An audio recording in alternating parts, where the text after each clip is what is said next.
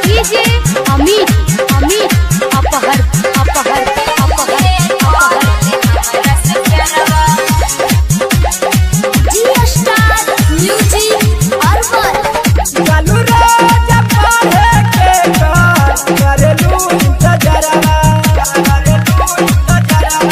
ए हो चालू रोज पढ़े के करेलू इंतजरवा की हमें जादू जी के बेटा वाला भरवा क्यों है कोरले हमारा से प्यारवा के दे रस नथिया तोहके के दे रस हरवा के दे रस नथिया तोहके के दे रस हरवा की हमें जादू जी के बेटा वाला भरवा क्यों है कोरला हमारा से प्यारवा बुझले कीजे अमित अमित अपहर अपहर अपहर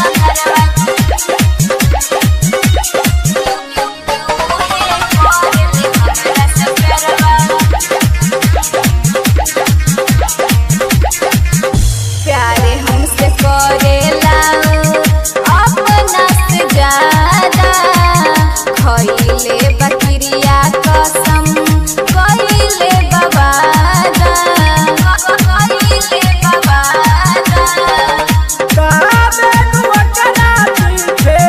बारू पगलाई दिन पदिन जातो बारू हो मोटाई बलिया टमाटर भाई खिलता के हरवा बलिया टमाटर भाई खिलता के हरवा कि हमें जादू जी के बेटा वाला भरवा क्यों है कोरला हमारा से प्यारवा समझ में आई कीजे अमित अमित अपहर अपहर अपहर के बेटा वाला भरवा क्यों है कोरले हमारा से प्यारवा